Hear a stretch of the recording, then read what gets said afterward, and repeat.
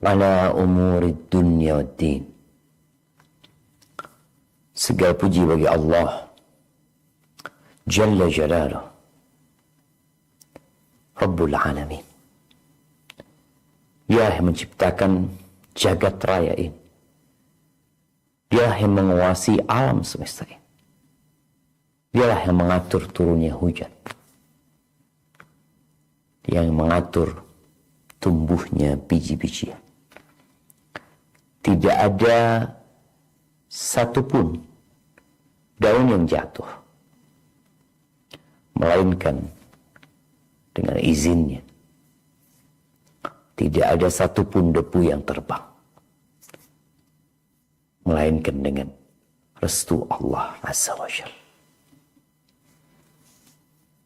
Dialah yang mencipta, dialah yang mengurusi, dialah yang menghidupkan, dialah yang mematikan, dialah yang membuat syariat, dan hanya kepadanya kita meminta pertolongan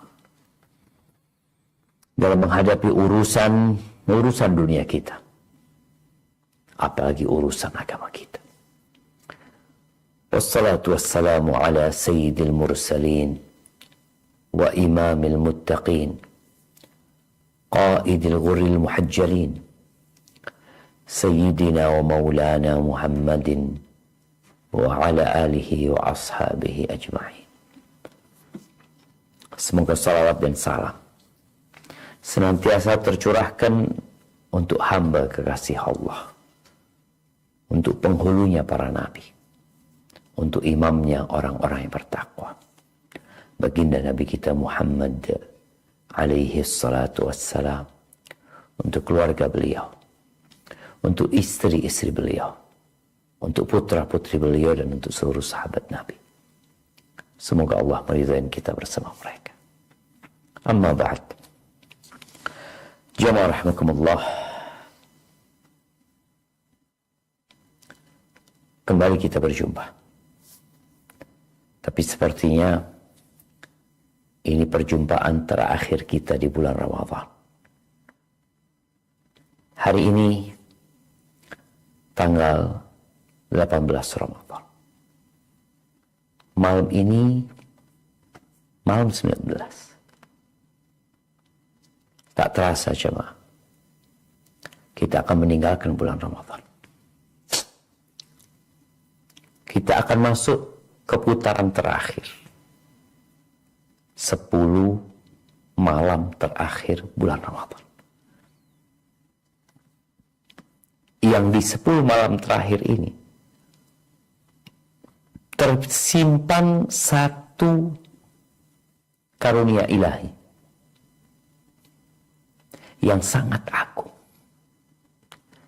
yang akal sulit untuk dapat mencernanya. Apa itu? Lailatul Qadar. Allah Azza wa Jalla mengatakan, inna anzalnahu fi lailatul qadar. Wa ma adraka ma lailatul qadar. Lailatul qadri khairun min alfi syahr. Kata Allah Jalla Jalaluh, sesungguhnya kami menurunkan Al-Quran itu di malam yang penuh dengan kemuliaan, di malam yang sangat berharga. Apa yang kau ketahui tentang Lailatul Qadar? Allah katakan Lailatul Qadri khairun min alfi syahr. Lailatul Qadar itu lebih baik dari 1000 bulan. Setiap tahun selalu ada saja pembahasan tentang THR, gaji 1 bulan. Orang itu digaji setahun ya 12 bulan. Tapi ternyata ada gaji ke-13. Yang gaji itu gaji 1 bulan. Itu diributkan. Mereka mempertanyakan kapan turunnya, berapa besarnya. Mereka tidak menggubris tentang yang lebih baik dari 1000 bulan. Saya ingin mengingatkan ya, sebelum kita masuk ke kajian kita, ucapan Syekh As-Sa'di rahimahullahu ta'ala berkaitan dengan Lailatul Qadar. Beliau mengatakan, ay tu'adil min fadliha alf syahr. Keutamaannya Lailatul Qadar itu menyamai 1000 bulan, bahkan lebih baik. Fal amalul ladzi yaqa' fiha, amal kebajikan yang dilakukan di malam Lailatul Qadar itu lebih baik daripada mengamalkan amalan itu selama 1000 bulan tanpa ada Lailatul Qadar di sana. Ini yang beliau katakan, akal itu akan terheran-heran, kebingungan jemaah. Allah Jalla Jalaluh memberikan karunia kepada umat yang lemah ini, memberikan kekuatan kepada mereka, memberikan kesempatan untuk mereka, di mana satu malam dia beramal itu sama, bahkan lebih baik dari 1000 bulan. Ya, 83 tahun plus 4 bulan. Siapa yang umurnya segitu? Umur umat Nabi SAW nggak panjang. Dan sebaik-baiknya manusia adalah yang panjang umurnya, baik amalan. Kita tahu bagaimana para nabi. Umatnya Nabi Nuh alaihissalam ratusan tahun sampai 1000 tahun. Kita hanya 60 sampai 70. Sedikit yang lewat dari sana. Tapi Allah sediakan Lailatul Qadar. Oleh karena itu Nabi alaihissalam apabila masuk ke 10 akhir Ramadan, kata Aisyah radhiyallahu ta'ala anha, syadda mi'zarahu wa ahya laylahu wa ayqadha ahla. Beliau bersungguh-sungguh beribadah di 10 malam yang tidak beliau lakukan sepanjang Ramadan. Maka tolong dijaga semangat. Jangan semangat kita jadi pudar. Target kita jadi bubar. Kenapa? Karena kita disibukkan dengan kegiatan-kegiatan yang berkaitan dengan mudik, berkaitan dengan Idul Fitri. Ada banyak perencanaan di sana. Oke, nggak masalah. Engkau punya rencana di Idul Fitri, engkau punya rencana untuk mudik, engkau punya rencana untuk beli baju baru, apa aja rencanamu. Tapi tolong Lailatul Qadar dijadikan target utama yang perlu dikejar. Maka perlu perencanaan. Nabi bersungguh-sungguh di 10 malam terakhir yang tidak beliau lakukan di 20 awal Ramadan itu. Dan beliau kencangkan sarungnya sebagai bentuk kesungguhan beliau. Beliau tinggalkan istri-istrinya. Kita tahu di malam-malam Ramadan boleh seorang laki-laki menggauli istrinya. Yang nggak boleh di siang hari bulan Ramadan. Tapi ketika masuk 10 hari terakhir, Nabi tinggalkan istrinya. Sana tinggal. Iya. Beliau tinggalkan istri. Ngapain beliau? Beliau hidupkan malamnya dengan ibadah. Yang terutama adalah sholat, baca Quran, zikir, dan doa. Dan beliau bangunkan keluarga. Maka ini kesempatan. Kalau kita nggak dapat nih, artinya ketika malam Lailatul Qadar kita sedang sibuk dengan dunia kita, atau kita sedang terlena dengan permainan, hiburan-hiburan yang ditawarkan. Maka kata Nabi SAW, man hurima khairaha faqad hurim. Barang siapa yang dihalangi dari mendapatkan Lailatul Qadar, maka dia adalah orang yang terhalang dari kebaikan. Melarat. Kita ingin bahagia. kesempatan di depan mata, tapi kau tinggalkan. Maka berusahalah untuk mempersiapkan diri. Perbanyak doa di malam-malam 10 terakhir ini, khususnya malam-malam ganjil. Allahumma innaka afuun tuhibbul afwa fa'fu. Barakallahu fikum. Baik, kita akan masuk ke pembahasan dari kitab Riyadhus Shalihin yang berkaitan dengan pembahasan berkaitan dengan kitab Iyadatil Marid, ya. Pembahasan tentang hukum-hukum yang berkaitan dengan membesuk orang yang sakit, tasyyi'il mayyit, dan mengantarkan mayit ke kuburannya, wassalati alaihi, dan mensolati. Tersisa 2 bab lagi dalam kitab ini. Lalu kita akan masuk ke kitab Adabis Safar, kitab tentang etika atau adab safar. Tapi silakan dibaca bab 164. Tafadhol. Ya, Bismillahirrahmanirrahim. Bab 164. Keutamaan orang yang ditinggal mati anaknya yang masih kecil. Hadis nomor 952. An Anasin radhiyallahu anhu qala Rasulullah sallallahu alaihi wasallam, ma min muslimin yamutu lahu thalathatun lam yablughul hinsa illa adkhalahu Allahul jannata bifadli rahmatihi iyyahum. Muttafaqun alaih.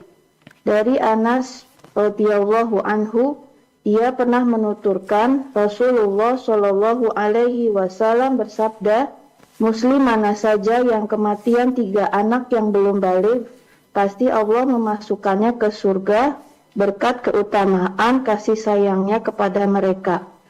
Hadis muttafaqun alaih. Barakallahu fiik. Nah, ahibati fillah, kita tahu bagaimana kedudukan anak. Sehingga ketika seorang menikah, dia akan ditanya setelah pernikahannya, yang mungkin berlangsung beberapa lama, akan ditanya pertanyaan, sudah isi, sudah hamil. Ketika terjadi pertemuan dengan kerabat, apa gini mudik nih, akan ditanya anaknya berapa, gitu ya. Karena memang anak itu zinatul hayatid dunia, perhiasan kehidupan dunia. Anak itu belahan jiwa orang tuanya. Nah, potongan hati.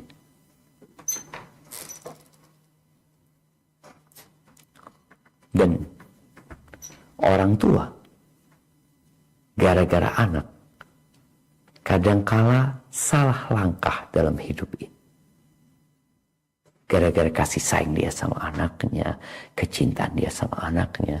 Sampai Nabi SAW mengatakan, Al-waladu majbanatun, mabkhalatun, majhalatun, mahzan.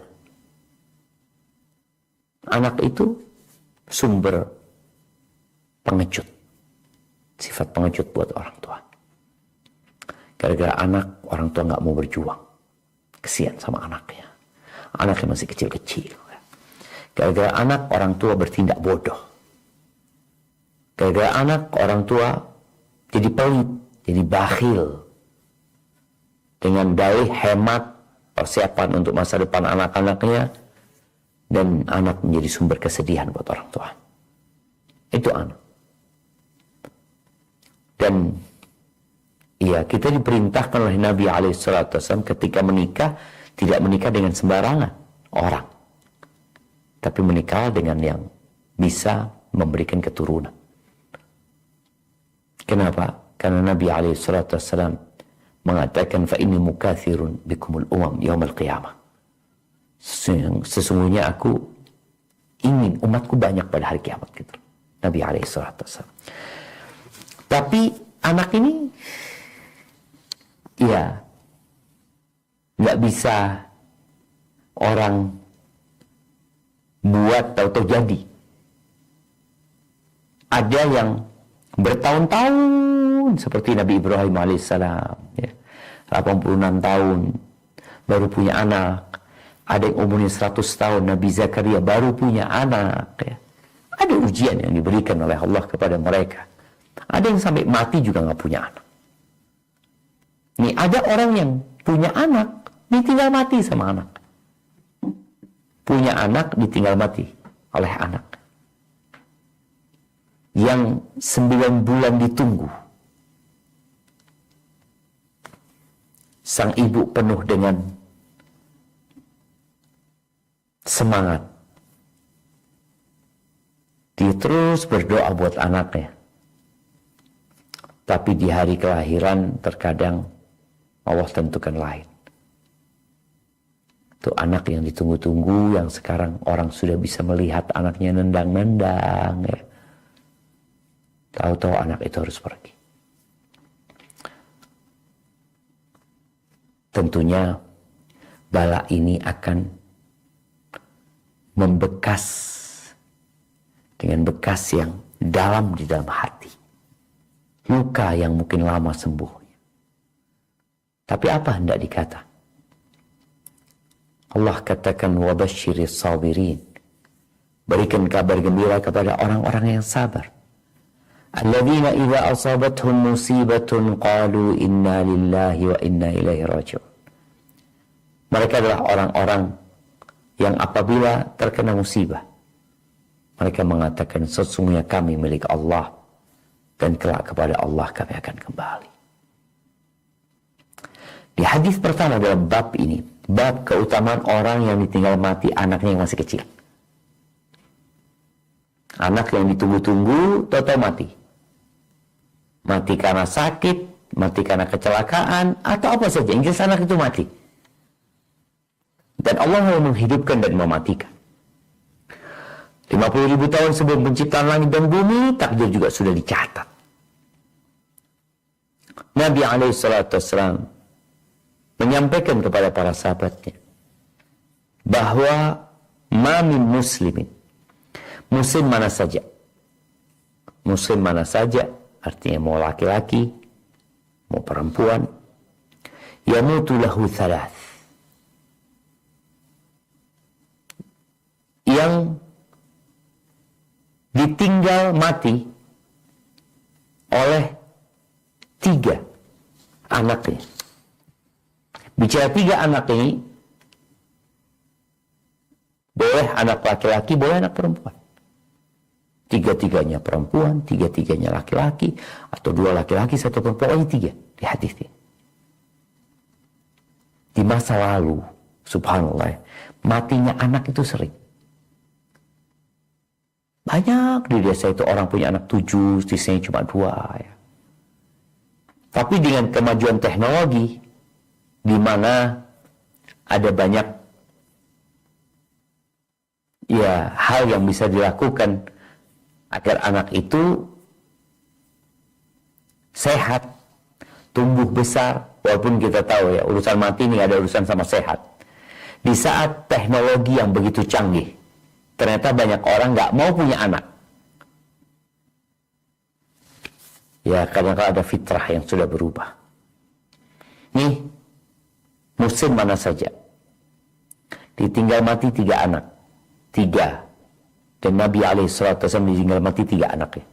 Ketika mereka masih kecil-kecil. Abdullah, Al-Qasim, sama Ibrahim. 3. Artinya Nabi dapat fadilah ini. Subhanallah alaihi salatu wassalam. Ya. Lam yablughul hins.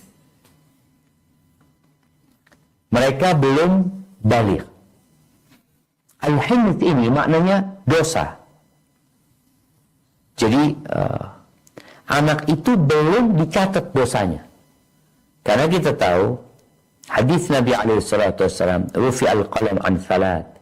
Karena malaikat itu diangkat, tidak mencatat dosa 3 orang. Salah satunya adalah anak kecil sampai dia balik. Sampai dia jadi mukallaf. Itu tidak dicatat dosanya. Terus bagaimana dengan sholatnya? Bagaimana anak kecil itu udah mulai baca Al-Quran? Ya dia akan mendapatkan pahala dari kebaikan-kebaikan yang dia lakukan. Tapi untuk dosa, tidak dicatat. Apa yang Allah akan berikan kepada orang ini? Illa adkhalahu Allahul jannah bifadli rahmatihi iyahum. Melainkan Allah akan memasukkan mereka ke surga berkat keutamaan kasih sayang Allah kepada anak-anak mereka. Anak 3 tuh. Orang tuanya kasih syafaat seakan-akan dengan dimasukkan ke dalam surga Allah Azza wa Jalla. Tapi tolong sabar. Kenapa? Kalau orang tua ditinggal mati 3 anaknya, dia nggak sabar, dia marah-marah, nggak dapat tuh fadilah. Kok bisa Ustaz? Rasul sallallahu alaihi wasallam mengatakan, "Idza ahabballahu qauman ibtalahum." Apabila Allah cinta kepada suatu kaum, Allah akan berikan bala kepada mereka. Faman radiya falahu ridha. Barang siapa yang ridha menerima ketentuan Allah, Allah akan ridha sama mereka. Tapi barang siapa yang marah, murka, nggak nerima, marah-marah sama Allah Azza wa Jalla, maka Allah akan marah sama dia. Ketahuilah bahwa kesedihanmu tidak akan membuat anak itu jadi hidup kembali. Tidak ada yang perlu disalahkan. Katakan inna lillahi wa inna ilaihi raji'un. Marahmu tidak akan membuat anak itu jadi hidup kembali. Engkau sudah kehilangan anak, kehilangan juga fadilah ini. Barakallahu fikum. Nah, hadis yang kedua, tafadhal. Bismillahirrahmanirrahim.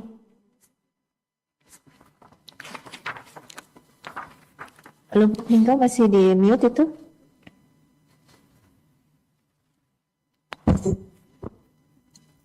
Bismillahirrahmanirrahim. Hadis nomor 953. Wa an Abi Hurairah radhiyallahu anhu qala Rasulullah sallallahu alaihi wasallam la yamutu li ahadin minal muslimina salasatun minal waladi la tamassuhun naru illa tahillatal qasami muttafaq alaih.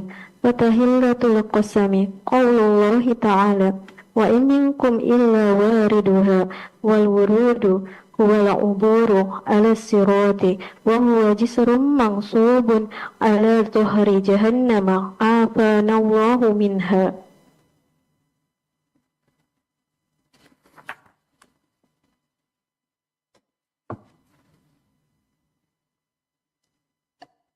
Termute lagi sepertinya, Bapak Klingkau. Dari Abu Hurairah radhiyallahu anhu, ia menuturkan, Rasulullah shallallahu alaihi wasallam bersabda, salah seorang kaum muslimin yang meninggal 3 orang anaknya tidak akan disentuh oleh api neraka kecuali sebatas pemenuhan sumpah. Tidak akan disentuh oleh api neraka kecuali sebatas pemenuhan sumpah saja. Tahillatul qasam, muttafaq alaih. Dan yang dimaksud tahillatul qasam yaitu firman Allah, dan tidak ada seorang pun daripadamu melainkan mendatangi neraka itu. Maksudnya adalah melewati jembatan Sirat, yaitu jembatan yang terbentang di atas neraka Jahannam. Semoga Allah menyelamatkan kita darinya. Barakallahu fikum. Nah, mahibati fillah. Kalau di hadis yang sebelumnya, mereka akan dimasukkan surga Allah karena kasih sayang Allah kepada mereka, kepada para orang tua yang sedih ditinggal mati oleh anaknya.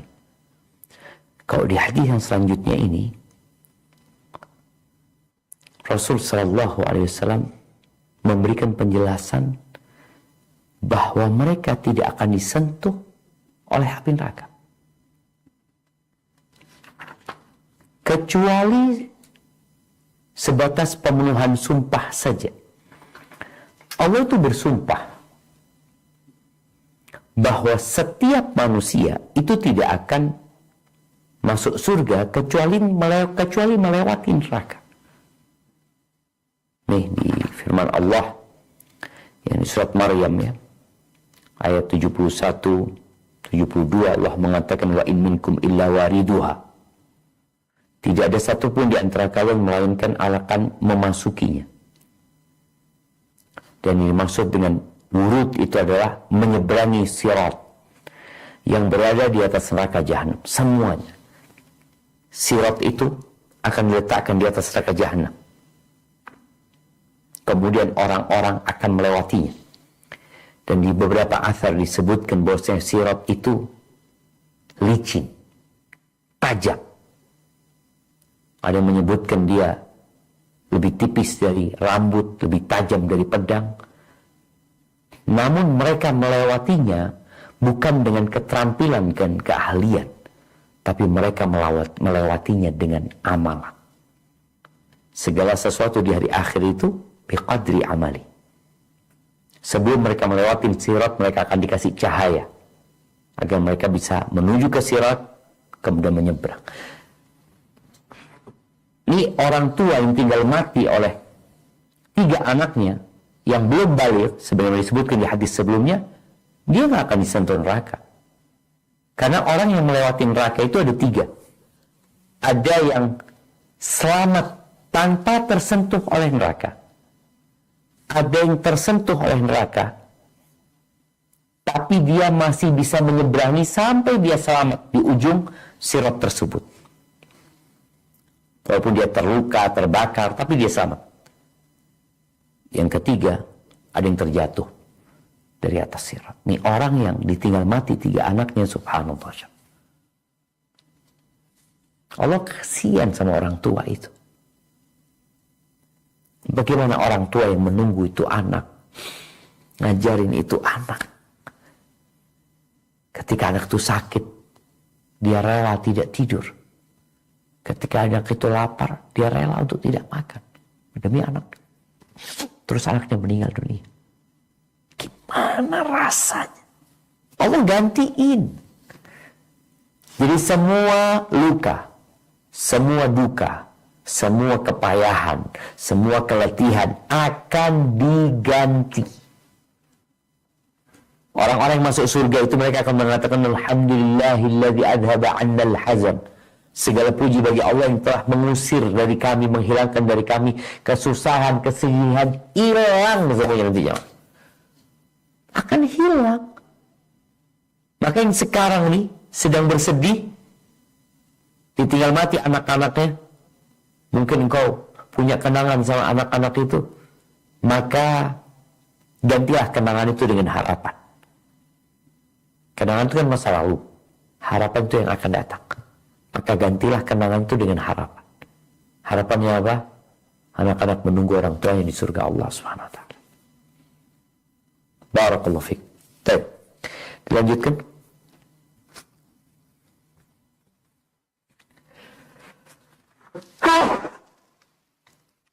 Alhamdulillah. Yahdikumullah assalamualaikum. Bismillahirrahmanirrahim. Hadis nomor 954.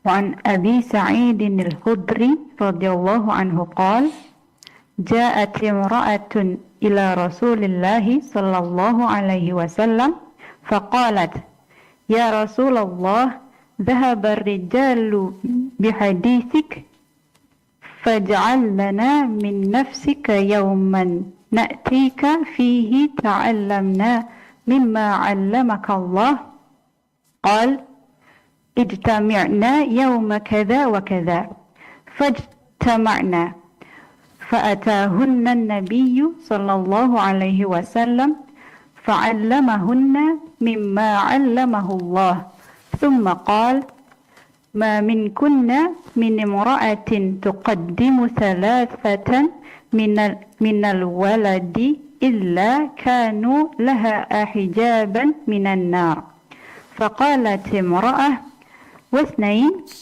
فقال رسول الله صلى الله عليه وسلم واثنين متفق عليه. Dari Abu Sa'id Al-Khudri radhiyallahu anhu, ia berkata, seorang wanita datang kepada Rasulullah Shallallahu alaihi wasallam lalu berkata, "Wahai Rasulullah, kaum laki-laki telah banyak mengambil hadismu. Luangkanlah untuk kami suatu hari yang akan kami datangi dan engkau mengajarkan kepada kami apa yang telah Allah ajarkan kepadamu." Beliau bersabda, "Berkumpullah pada hari ini dan itu." Maka para wanita pun berkumpul. Lalu Nabi Shallallahu alaihi wasallam datang mengajarkan mereka apa yang Allah telah ajarkan kepadanya.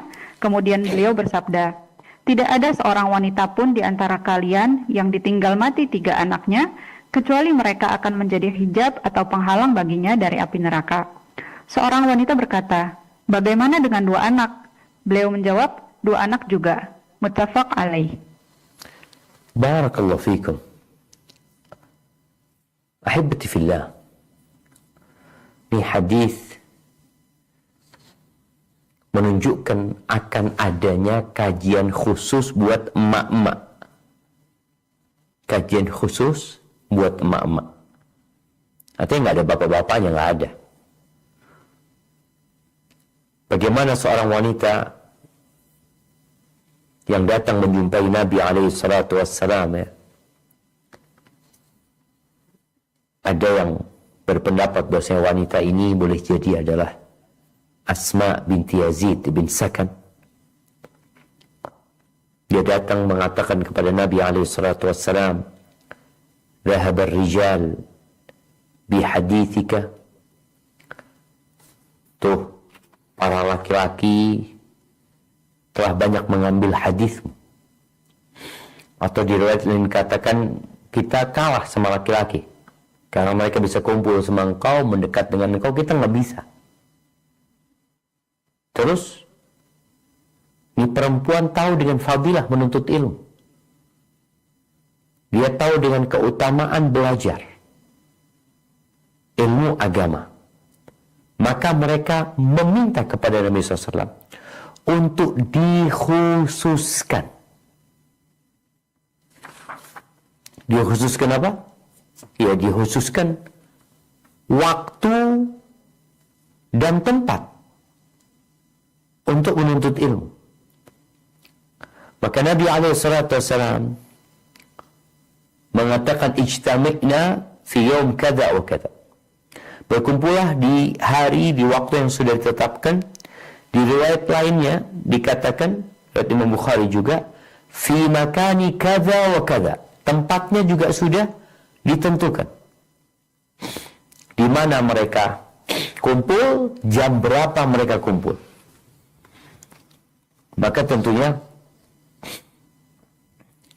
mereka akan mengabarkan,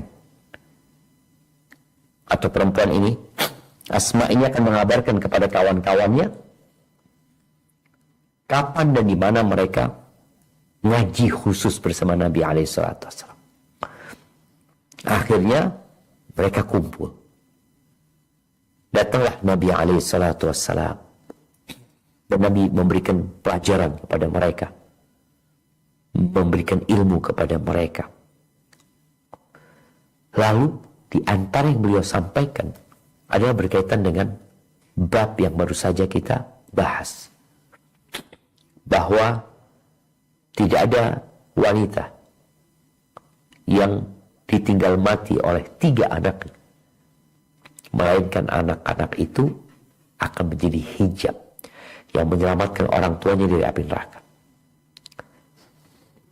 Kemudian ada yang berkata kepada Nabi SAW, "Wasnain, gimana kalau 2 anaknya? Bukan 3. Dia tinggal betul 2 anaknya." Disebutkan perempuan ini boleh jadi adalah Ummu Sulaim radhiyallahu ta'ala anha. Maka Nabi SAW mengatakan wasnain. Riwayat yang dikatakan wasnain, wasnain, wasnain. Iya, yang punya 2 anak pun dia insyaallah yang ditinggal mati oleh 2 anaknya, anak-anak itu akan menyelamatkan orang tuanya dari api neraka. Sebagian wanita merasa capek, Ustadz, hamil lagi, hamil lagi, hamil lagi. Nah, engkau capek. Tapi semua rasa letihmu ada perhitungannya. Mungkin sebagian capek, Ustadz, gimana Ustadz? Nggak capek, suami kurang perhatian, aneh ngurusin anak-anak, pembantu nggak ada. Berarti semua pahala jadi satu buat engkau. Allah Azza wa Jalla mengatakan walikullin darajatun mimma amilu. Semua itu akan mendapatkan derajat sesuai dengan kerjaan dia, dengan amalan dia. Oke, kenapa seorang anak itu wajib memuliakan ibunya? Kemudian ibunya, kemudian ibunya. Bapak baru nomor 4. Karena memang ada hal-hal yang tidak dilakukan ayah dan tidak bisa dilakukan oleh ayah. Ayah mungkin cuma mengatakan, yuk punya anak lagi yuk. Terus ibunya mengatakan, aduh mah, malas, capek. Hadirkan di diri kita bahwa kita hidup diciptakan untuk mengabdi kepada Allah, untuk memakmurkan bumi ini. Paling tidak kita memakmurkan dengan menambahkan umat Rasul sallallahu alaihi wasallam. Barakallahu fiik. Taib, kita masuk ke bab terakhir dari pembahasan ini. Tafadhal dibaca.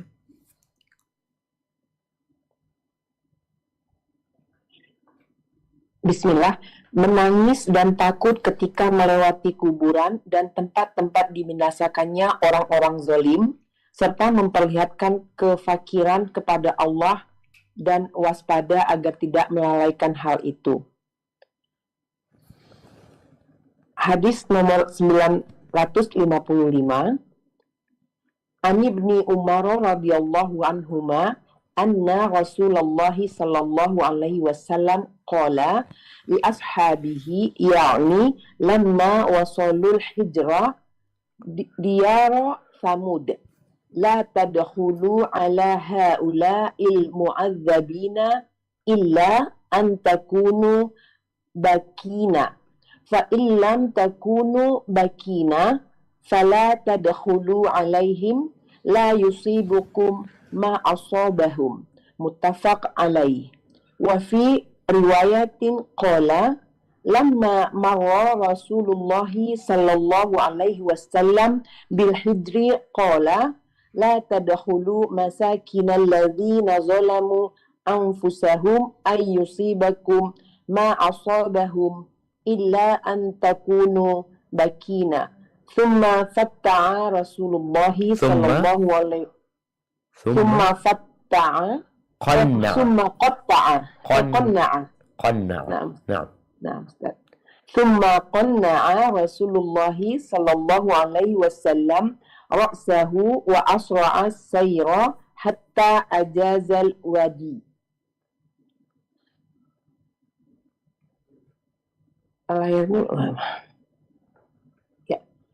Dari Ibnu Umar, Rasulullah Sallallahu Alaihi Wasallam bersabda kepada para sahabatnya ketika sampai daerah Hijr, tempat tinggalnya kaum Samud dahulu, janganlah kalian melewati daerah orang-orang yang diazab itu, kecuali dalam keadaan kalian menangis. Jika kalian tidak mampu menangis, maka janganlah sekali-kali kalian melewatinya. Jangan sampai menimpa kalian apa yang telah menimpa mereka. Muttafaq alaih.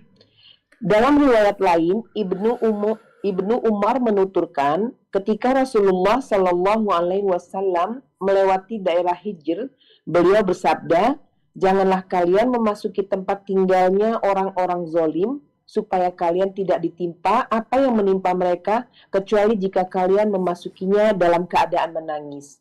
Kemudian beliau menutup kepalanya dan mempercepat jalannya sampai melewati lembah tersebut. Barakallahu fiik. Naam, ahibati fillah. Ada banyak di muka bumi ini tempat-tempat dibinasakannya kaum-kaum sebelumnya. Kaumnya Nabi Hud, kaumnya Nabi Saleh, kaumnya Nabi Lut,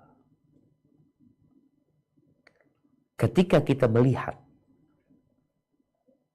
tempat tersebut dan kita melewatinya, maka kita nggak boleh memasuki tempat itu kecuali dalam kondisi kita mengambil pelajaran, meneteskan air mata, menangis, menumbuhkan di dalam hati kebesaran Allah dan kelemahan dirinya. Ini kejadian Nabi SAW pada tahun ke-9 Hijriah. Ketika perang Tabuk, Nabi SAW tidak sedang menuju ke tempat ini. Yang beliau tuju adalah Tabuk. Tapi memang jalannya ini dilewatin ketika beliau menuju ke Tabuk. Di beberapa riwayat disebutkan bahwa para sahabat itu masuk ke sana, ya. Mereka minum dari air sana, mereka bikin adonan roti sebelum Nabi mengetahui hal itu. Kemudian ketika Nabi mengetahui alaihissalam, Nabi menyuruh para sahabat untuk membuang air yang mereka ambil dari tempat itu. Dan menyuruh adonan roti itu diberikan kepada hewan-hewan yang mereka bawa. Kecuali yang ngambil air dari sumur tempatnya onta Nabi Saleh alaihissalam. Dan Nabi memberikan pelajaran. La tadkhulu, jangan masuk kalian. Imma masuk ke rumah-rumah mereka, atau masuk ke perkampungan mereka, tempat mereka diazab di sana. Kecuali kalian menangis. Bukan untuk berwisata ke tempat itu. Bukan untuk selfiean di sana. Wallahu a'lam bishawab. Sekarang pemerintah Arab Saudi membuat tempat wisata di Al-Ula. Kemarin beberapa menyampaikan bahwa tempat wisata itu bukan di tempat diazabnya kaumnya Nabi Saleh. Kalau memang itu benar, berarti nggak ada masalah. Karena memang ya boleh jadi di sebuah kota ada tempat kumpulnya, ada rumah-rumah tempat diazabnya, ada tempat lain yang berjauhan dari tempat diazabnya mereka. Kalau ke tempat diazabnya mereka, maka sudah jelas Nabi melarang hal itu. Kecuali engkau nangis. Kecuali engkau ambil pelajaran, engkau berusaha untuk menumbuhkan dalam dirimu bahwasanya Allah Maha Kuasa untuk mengazabmu sebagaimana mengazab mereka. Nabi SAW, beliau tutup kepalanya, beliau kencengkan jalannya agar melewati lembah tersebut. Barakallahu fiik. Itu mungkin dapat kita kaji kesempatan kali ini. Mungkin kita masuk ke sesi tanya jawab. Nah, persilahkan. Barakallahu fiik. Barakallahu Ustaz, alhamdulillah lazim bin imati tatibus salihat. Hayakallah Ustaz, jazakallah khair, barakallahu fikum. Ustaz telah memberikan nasihat fawaid tausiah wasilah ilmu dan penjelasan dari kitab Syarah Riyadhus Shalihin karya Imam Nawawi rahimahullah pada hari ini. Dan sebelum masuk ke sesi kedua, yaitu sesi tanya jawab, kami seperti biasa sebelumnya ingin mengucapkan terima kasih kepada channel-channel dari media sunnah yang terus serta menyiarkan relay kajian pada hari ini. Selain ada Gerumba Muslimah, kita ada Sapa Muslim, Gerumba Muslimah juga, dan Al-Fiqhatun Najiyah TV, dan terakhir Hijrah TV. Kami ucapkan jazakumullah khair wa barakallahu fikum. Dan insyaallah mungkin kita akan masuk ke sesi tanya jawab dalam 25 menit ke depan ya Ustaz, insyaallah, karena kajian kita akan langsung 70 menit saja. Dan mungkin ini pertanyaan pertama dari salah satu jamaah Gerumba Muskat Ustaz. Ada pertanyaan, Ustaz, kalau yang tidak mempunyai anak kandung, bagaimana mendapat doa anak yang saleh, tertutup celah mendapatkan doa anak yang saleh ya Ustaz? Dan apakah doa anak yang kita asuh ketika dia berdoa Allahumma firli wali walidayya, apakah ini ibu asuhnya mendapatkan keutamaan doa anak saleh atau hanya kepada ibu yang melahirkannya Ustaz? Demikian pertanyaannya, semoga dapat dipahami Ustaz. Barakallahu fiik. Lillahi mulku samawati wal ard, yakhluqu ma yasha. Kata Allah, milik Allah kerajaan langit dan bumi. Allah menciptakan apa yang Allah kehendaki. Yahabu liman yasha'u inathan wa yahabu liman yasha'u adh-dhukur.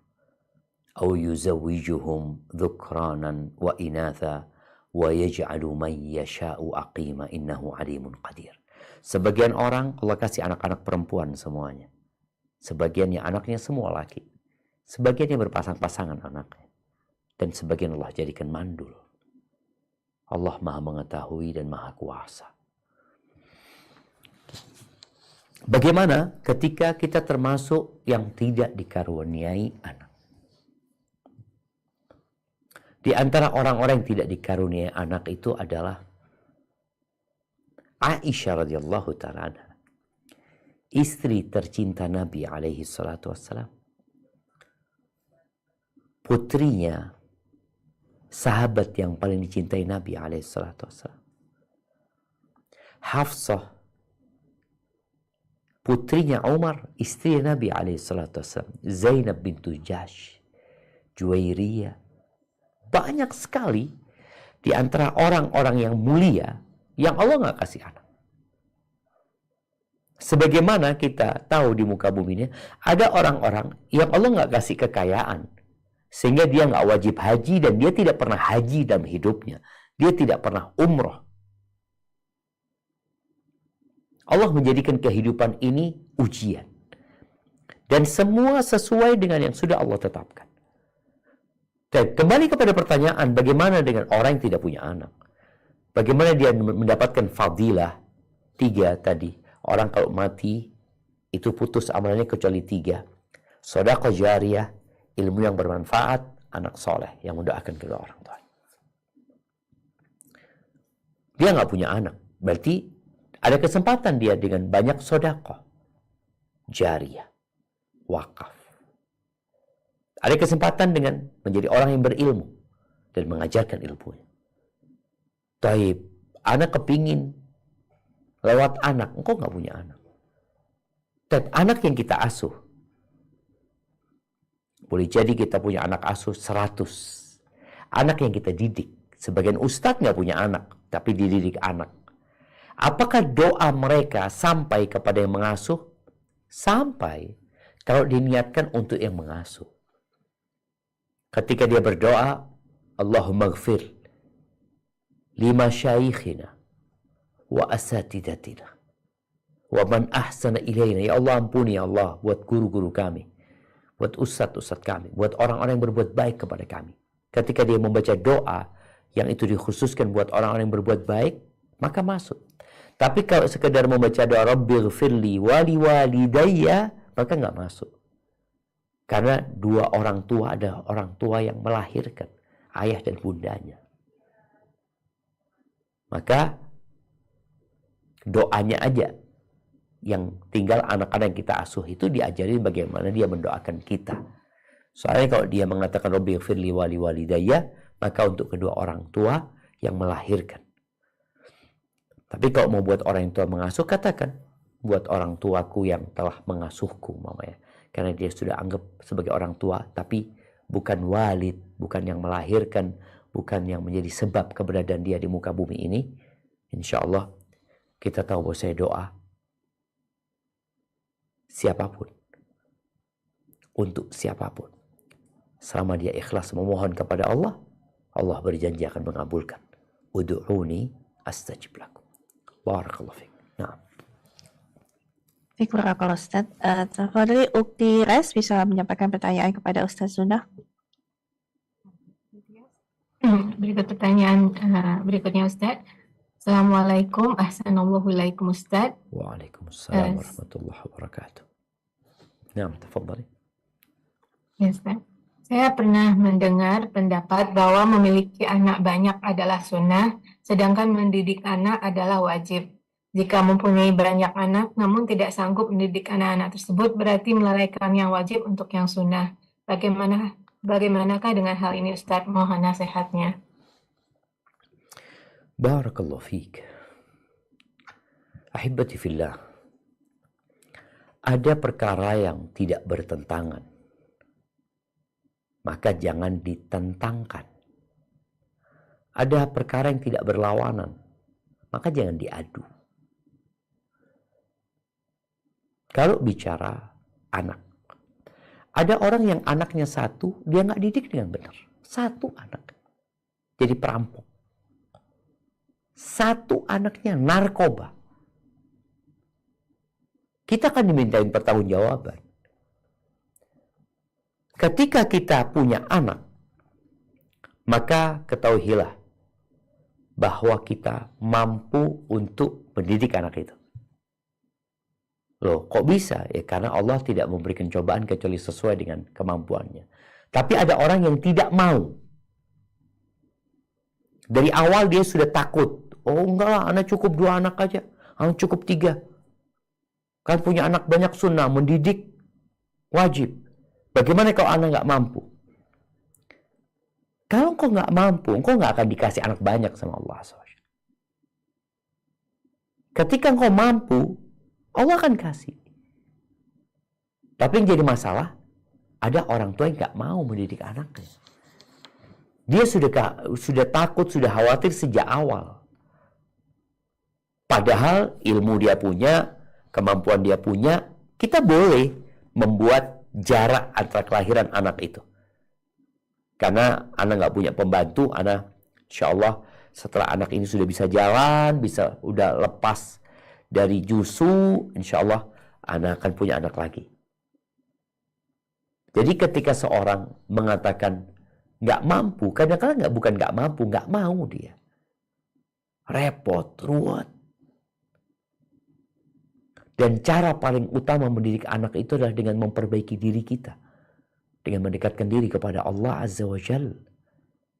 Dan semaksimal mungkin kita memberikan waktu buat mereka. Maka ini bukan hal yang bertentangan ya. Jadi ada orang yang kepingin punya anak, nggak punya anak. Kepingin. Ada orang dikasih kesempatan punya anak, dia nggak mau. Enggak lah, repot, ruwet. Cukuplah 2 yang penting jadi benar. Oke, cukup 2 kalau benar. Gimana kalau 10 benar? Gimana kalau 7 benar? Subhanallah, kemarin Anda ketemu lagi sama orang, dia mengatakan saudara bapaknya itu 25 orang. Dari satu ibu. Dari satu ibu. Setiap selesai nifas, hamil lagi. Dan alhamdulillah tuh anak-anak jadi orang semuanya. Nggak ada yang jadi macan mereka. Jadi orang semua. Tapi memang orang dulu tuh, apa ya, tawakalnya ya, jiwa juangnya, dan dia katakan juga gak punya pembantu, Ustaz. Gak punya pembantu. Itu 25 orang tanpa pembantu. Sekarang 2 anak, 3 pembantu. Berarti masalahnya kualitas manusianya yang perlu diperbaiki. Hadza wallahu a'lam bissawab. Nah. Ustaz, Tafadhol Ukti Evi bisa menyampaikan pertanyaan kepada Ustaz? Jazakallah khair Uti Tias. Assalamualaikum warahmatullahi wabarakatuh Ustaz. Waalaikumsalam warahmatullahi wabarakatuh. Ini ada titipan pertanyaan dari Jemaah Jum. Bolehkah seorang itu berdoa jika memang hidupnya akan membawa kebaikan dunia wal akhirat, maka berikanlah umur yang panjang dan barokah. Tapi jika hidupnya akan membawa keburukan, maka wafatkanlah dalam keadaan iman Islam, dalam keadaan husnul khotimah. Jazakumullah khairan Ustaz. Masya Allah, barakallahu fiik. Naam ahibati fillah. Itu doa dibaca sama Nabi SAW. Kita tuh nggak tahu apakah bertambahnya umur kita itu baik buat kita atau tidak. Kita nggak tahu. Kita juga nggak tahu apakah matinya kita itu baik buat kita. Maka Nabi SAW mengajarkan sebuah doa. Allahumma bi'ilmikal ghaib wa qudratika 'alal khalqi ahyini ma 'alimtal hayata khairun li wa tawaffani ma 'alimtal wafata khairun li atau idza 'alimtal wafata khairun li. Doanya mengatakan, ya Allah, dengan ilmumu yang luas, yang mencakup semua hal yang gaib, dan kemampuanmu untuk menciptakan, hidupkan aku kalau kehidupan itu baik buat aku, dan matikan aku kalau kematian itu baik buat aku. Karena terus terang, ketika orang minta panjang umur, belum tentu baik buat dia. Maka kalau minta panjang umur, dalam ketaatan kepada Allah Azza wa Jalla. Kalau tidak lebih baik mati. Karena seburuk-buruknya manusia adalah yang panjang umurnya, buruk amalan. Dan di antara doa yang diajarkan Nabi alaihi salatu wassalam, ya, beliau mengatakan, Allahumma aslih li dini alladhi huwa ismatu amri wa aslih li dunyaya allati fiha ma'ashi wa aslih li akhirati allati ilaiha ma'adi waj'alil hayata ziyadatan li fi kulli khair waj'alil mauta rahatan li min kulli syarr. Ya Allah, aku minta kebaikan dalam agamaku. Perbaiki agamaku yang merupakan pedoman hidupku. Dan perbaiki, atau aku minta kebaikan di duniaku, yang di situ penghidupanku. Dan aku minta kebaikan di akhiratku, tempat aku kembali. Dan jadikan kehidupan itu sebagai penambah kebaikan buat aku. Dan jadikan kematian sebagai tempat istirahat dari segala keburukan. Jadi memang kita perlu banyak berdoa memohon kepada Allah, khususnya di zaman yang penuh dengan fitnah, jemaah. Seperti yang kita rasakan sekarang ini. Yang boleh jadi pagi hari orang itu beriman, sore hari sudah murtad, menjual agamanya untuk mendapatkan sedikit kenikmatan dunia. Na'udzubillah min dzalik. Hadza wallahu a'lam bissawab. Barakallahu fiik. Ustaz, tafadhali Ukti Uut bisa membacakan pertanyaan dari jamaah. Ya, Jazakillah khair, Tias. Assalamualaikum warahmatullahi wabarakatuh, Ustaz. Ahsanallahu ilaikum. Waalaikumsalam warahmatullahi wabarakatuh. Nah, Ada titipan pertanyaan, Ustaz. Bismillah, Ustadz, anak saya usia 9 tahun baru meninggal dunia bulan Oktober tahun kemarin. Dan sampai sekarang saya masih suka merasakan sedih. Apakah saya masih bisa mendapat syafaat di hari kiamat nanti, Ustadz? Ini anaknya jadi baru satu meninggal, Ustadz. Gitu. Apakah termasuk dalam hadis itu atau enggak, Ustadz? Jazakumullah khair, barakallahu fikum. barakallahu fikum. Nah, kalau bicara ketika seorang bersedih, dia tinggal mati anak. Sedih itu boleh, tapi jangan tenggelam dalam kesedihan yang berlarut-larut sehingga engkau jadi gak produktif. Ada orang yang sedih terus, kemudian dia hanya memikirkan anaknya. Tadi Anda sampaikan, jadikan kenangan itu harapan. Nabi berlindung dari kesedihan. Allahumma inni a'udzubika minal hammi wal hazan. Udah yang lalu biarlah berlalu. Engkau minta lagi sama Allah Azza wa Jalla. Apakah anak itu bisa memberikan syafaat? Kalau bisa aja.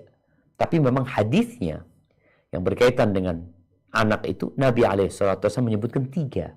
Kemudian sahabat bertanya, gimana kalau 2? Nabi mengatakan, isnain juga. Gitu. Kalau yang 1, ada hadis lain. Yang ketika Nabi SAW menyebutkan, tatkala para malaikat mencabut nyawa anak hamba Allah Azza wa Jal. Lalu malaikat ini datang kepada Allah, ditanya sama Allah, qabattum walada abdi, kalian cabut nyawa anak hambaku? Iya ya Allah. Qabattum thamarata fuadi, kalian cabut buah hatinya? Iya ya Allah. Madza qala abdi? 1 nih yang dicabut. Madza qala abdi? Apa yang dikatakan hambaku? Hamidaka wastarja. Dia memujimu ya Allah dan mengatakan inna lillahi wa inna ilaihi raji'un. Apa kata Allah Azza wa Jalla? Ubnu li abdi baitan fil jannah. Bangunkan buat hambaku di surga rumah. Wasammuhu baital hamdi. Kasih nama rumahnya rumah pujian. Jadi tetap ada fadilah lain yang akan didapatkan insyaallah, dan semoga Allah kasih ganti yang lebih baik. Hadza wallahu a'lam bissawab. Na'am. Ustaz, ini ada pertanyaan Ustaz. Pertanyaannya, apakah pahala kesabaran yang Allah masukkan ke surga ini hanya untuk orang tua yang sabar kehilangan anaknya sebatas anak yang belum balik saja Ustaz? Kadang ada orang tua yang kehilangan anaknya sabar atas kesedihan mendalam atas kehilangan anak karena orang tua tersebut sudah menaruh harapan besar kepada anaknya yang balik tersebut. Maksudnya mungkin sudah besar, sudah disekolahkan tinggi supaya bisa membantu ekonomi keluarga atau demikian dan sebagainya Ustaz. Apakah yang demikian juga termasuk Ustaz? Barakallahu fiik. Nah, ahibati fillah. Hadis-hadis yang tadi kita baca, Nabi SAW menyebutkan belum balik. Artinya anak itu belum punya dosa. belum berbuat dosa. Nggak ada catatan dosa. Sedangkan yang sudah baligh, maka sudah ada catatan dosa buat dia. Maka dia akan melalui proses hisab yang boleh jadi anaknya nggak selamat dari api neraka. Atau boleh jadi selamat dari api neraka. Artinya posisi anaknya itu masih belum pasti. Sedangkan anak-anak yang belum baligh ini, dengan izin Allah, ya mereka memang belum punya dosa gitu. Terus bagaimana dengan orang tua yang kehilangan tulang punggung keluarga? Ya, anaknya sudah baligh, bahkan anaknya sudah gede. Tapi anaknya ini menjadi tulang punggung keluarga, jadi harapan keluarga atau meninggal dunia. Fadilah yang kita baca di hadis itu mungkin nggak dapat, tapi ada fadilah kesabaran. Allah Azza wa Jalla mengatakan wabasyiris sabirin, berikan kabar gembira kepada orang-orang yang bersabar. Tetap dia akan mendapatkan fadilah apabila dia bersabar. Tapi karunia Allah macam-macam. Kalau yang tadi karunia untuk yang anaknya belum baligh, buat anak yang baligh, yang mungkin musibah itu semakin besar pula pahalanya. Nggak sama orang yang sakit kepala dengan orang yang Allah kasih gagal ginjal umpamanya. Nggak sama. Orang yang diamputasi kaki kirinya dengan yang diamputasi kedua kakinya. Nggak sama balasan Allah buat orang yang kehilangan kedua matanya dengan orang yang kehilangan satu matanya. Artinya semuanya akan mendapatkan balasan sesuai dengan amal mereka. Allah akan kasih balasan yang lebih baik ya. Hadza wallahu a'lam bissawab. Nah. Barakallahu fiik. Ustaz, tafadhali Ukti Ras bisa menanyakan pertanyaannya. Assalamualaikum warahmatullahi wabarakatuh. Ustaz, Waalaikumsalam. ini pertanyaan dari salah satu jamaah Zoom. Jazakallah khair atas ilmunya dan nasihatnya Ustaz. Ramadan kemarin anak kami meninggal di usia 1 tahun setelah diagnosa jantung bawaan lahir di usia 5 bulan. Sampai hari ini anak masih ketakutan untuk hamil lagi Ustaz. Setiap ingat anak masih menangis. Apakah ada nasihat untuk anak Ustaz? Jazakallah khair. Barakallahu fiik. Naam ahibati fillah. Sebagian orang tua ada yang ditinggal mati anaknya ketika kecil sehingga dia trauma. Ada yang dikasih anak berkebutuhan khusus sehingga dia tidak mau lagi punya anak. Ingatlah dengan pesan Nabi sallallahu alaihi wasallam. Tazawwajul walud al wadud fa inni mukathir bikumul umam. Menikahlah engkau dengan wanita yang subur, banyak anaknya, dan dia pengasih, penyayang. Maka jangan sampai musibah yang menimpamu menghalangimu dari fadilah yang banyak. Gara-gara musibah itu, akhirnya dia nggak dapat banyak fadilah. Padahal dalam kehidupan dunia ini, Allah mengatakan, fastabiqul khairat. Berlomba-lombalah dalam meraih kebaikan. Allah mengatakan, wa fi dzalika falyatanafasil mutanafisun. Hendaklah untuk surga itu orang berlomba-lomba gitu loh. Kita tuh dalam urusan dunia berlomba-lomba untuk mendapatkan yang lebih baik, untuk mendapatkan yang lebih banyak, untuk mendapatkan yang lebih lebih mewah. Tapi kadang-kadang dalam urusan ini akhirat kita enggaklah, cukuplah, sudahlah. Maka hendaklah engkau memperbanyak doa, memohon kepada Allah Azza wa Jalla. Memohon apa? Meminta keimanan. Baca doa Allahumma inni as'alukal huda wat-tuqa wal-'afaf wal-ghina. Kemudian banyak membaca hasbiyallah alladzi la ilaha illa huwa alaihi tawakkaltu wa rabbul arsyil azim.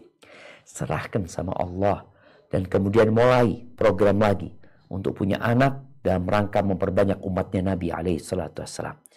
Oh gimana kalau nanti meninggal lagi? Ada fadilah yang sudah disediakan. Kita itu nggak tahu umur anak kita berapa. Umur kita juga nggak tahu. Yang jelas semua sudah ada catatannya masing-masing. 50.000 tahun sebelum penciptaan langit dan bumi. Semua sudah dicatat. Barakallahu fiik. Baik, mungkin kita ke pertanyaan terakhir.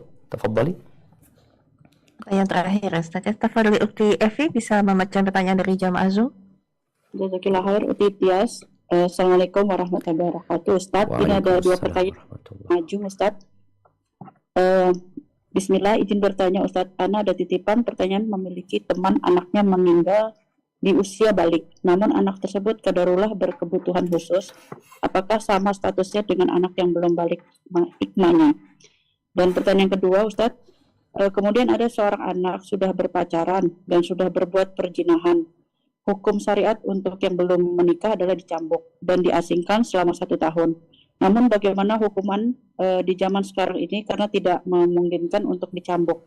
Apakah cukup hanya bertobat dan bagaimana dengan orang tuanya? Barakallahu fiik, Ustaz. Jazakumullah khairan, barakallahu fiik. Wa fikum wa barak.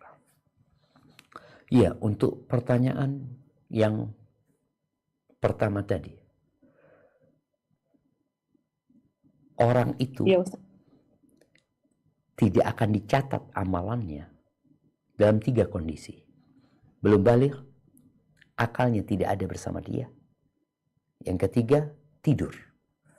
Jadi kalau dikatakan anak itu sudah besar, mungkin sudah balik, tapi akalnya nggak ada bersama dia. Jadi ada anak-anak yang berkebutuhan khusus yang nggak paham dengan omongan orang. Maka semoga dia masuk yang belum dicatat amalannya. Karena memang akalnya nggak ada bersama dia, walaupun dia sudah dewasa, seperti orang gila, umpamanya umur 40 tahun, nih, kalau secara umur dia sudah balik, tapi ketika akalnya nggak ada bersama dia, berarti catatan malaikat diangkat ya, tidak ada dosa yang dia catat. Adapun pertanyaan yang kedua tadi, ketika seorang berbuat dosa, berbuat zina, baik dalam kondisi dia sudah menikah atau belum menikah, di tempat yang negara tidak menegakkan hukum jinayat, yang hukum hudud ya, yang sudah ditetapkan oleh agama Allah ini, apa yang harus dia lakukan? Di saat negara pemerintahan menegakkan hukum hudud, itu orang nggak harus datang ke pemerintah mengakui dosanya, enggak. Ketika dia bertobat dengan taubatan nasuha, Allah maha menerima tobat. Maka cukup buat siapapun yang berbuat dosa zina, tidak perlu dia ceritakan kepada siapa-siapa, dia bertobat antara dia sama Allah Azza wa Jal. Dan Allah Azza wa Jal mengatakan, illa man taba wa amana wa amila amalan salihan. Ini cerita orang yang berbuat syirik, orang yang membunuh, orang yang berzina. Allah akan lipat gandakan azab buat mereka. Kecuali illa man tab, orang yang bertobat dan dia beriman kepada Allah. Wa amila wa illa man taba wa amana wa amila amalan salih, dan dia beramal soleh, maka Allah akan ganti dosa-dosa dia dengan kebaikan. Maka hendaklah yang bertanya tadi sampaikan kepadanya untuk memperbanyak amal soleh dan taubat dengan taubat dan nasuha. Semoga Allah hapuskan dosa-dosanya. Itu yang dapat Anda sampaikan jamaah. Barakallahu fiik. Semoga kita bisa memanfaatkan waktu yang ada untuk meraih pahala sebanyak-banyaknya. Dan semoga Allah memberikan taufik agar kita dapat meraih Lailatul Qadar. Subhanakallahumma bihamdika asyhadu an la ilaha illa anta astaghfiruka wa atubu ilaik. Ana mohon undur diri. Wassalamualaikum warahmatullahi wabarakatuh. Waalaikumsalam warahmatullahi wabarakatuh. Alhamdulillah lazim bi'nikmati tatimmu sholihat. Segala puji bagi Allah Jalla Jalla yang dengan nikmatnya lah segala kebaikan amal soleh menjadi sempurna.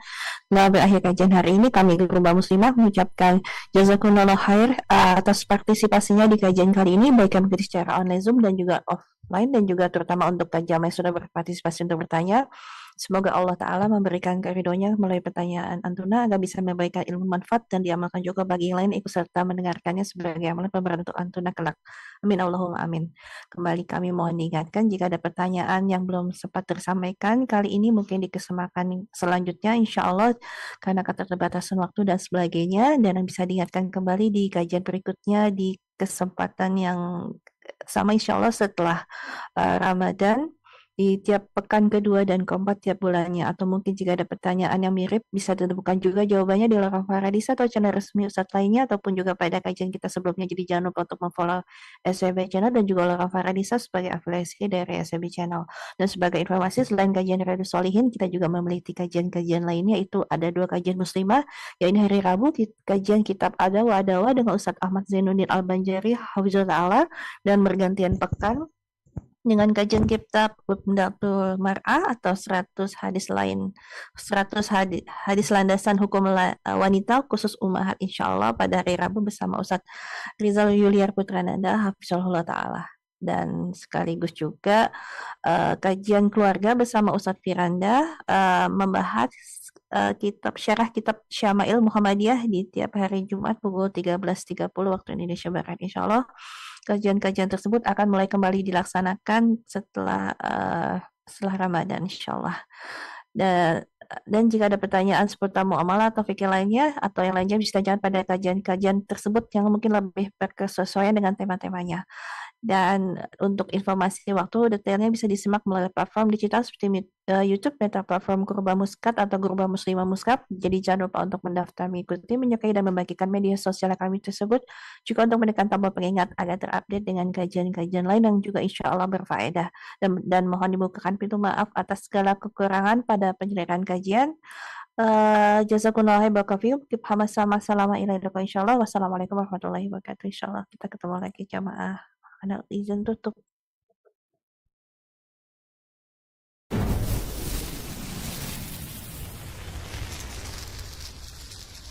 Samase, it's different.